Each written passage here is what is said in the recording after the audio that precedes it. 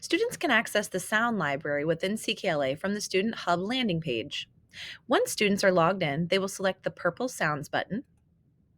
Here, students can easily select which letter they need to listen to by unit number at the top. Students will select the Listen button and then have three options. They can select the microphone to hear the sound associated with the letter, select the green play button to see the letter in written form and pronounced by another student, or students can select the purple music button to see the dance and song associated with the letter.